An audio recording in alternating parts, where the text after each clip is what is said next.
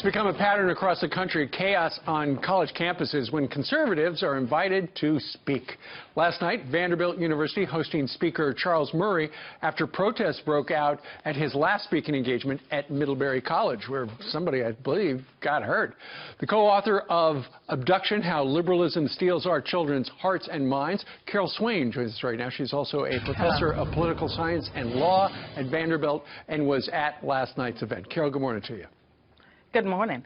So what is going on with the not-so-tolerant left when these conservatives come on campus? Well, I feel that the political left, that they're trying to relive the 1960s and the revolution that they did not have then as far as overthrowing the American system. They're trying to bring it about, and often it involves stirring up minority students. Last night, the event was very peaceful, and that was because it was kept so low-key. It was kept low-key by the organizers. We had campus police checking everyone's name off a list, and we had wristbands. Mm-hmm. So you did it the right way, but essentially you had to have it in private. What did you mean a moment ago when you said these people from the political left are stirring up minority students? It just seems to me that currently you have professors that when I was in college, they would openly call themselves Marxists. And today, they don't call themselves Marxists as much, but they are using the same ideas. And many of the administrators I think we have on our campuses are afraid of the students. And so you have agitators.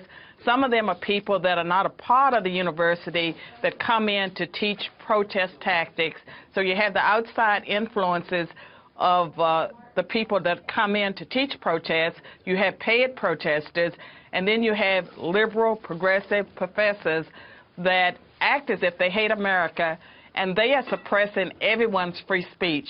The university would have benefited, and all universities, if you had diversity of viewpoints. Of course. When Dr. Murray spoke, it would have been wonderful if there had been some people there who disagreed with him to ask intelligent questions.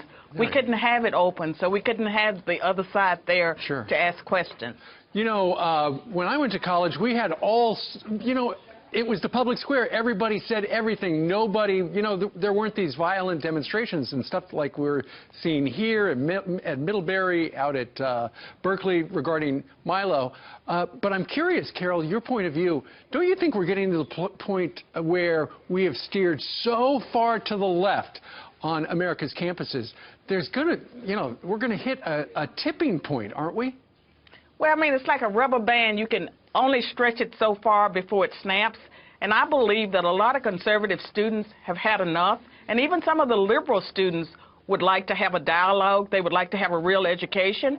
And these students will begin to demand change. Yeah. And they will push back. And I believe that there are more of us that are conservative than there are that are liberal. But the liberals control everything right now. Sure. And our parents are not going to keep paying the kind of money they're paying to educate their children at institutions where there's only one viewpoint. They're forcing the students to think alike. Great point. All right. Professor, thank you very much for joining us today from Nashville. Thank you. You bet.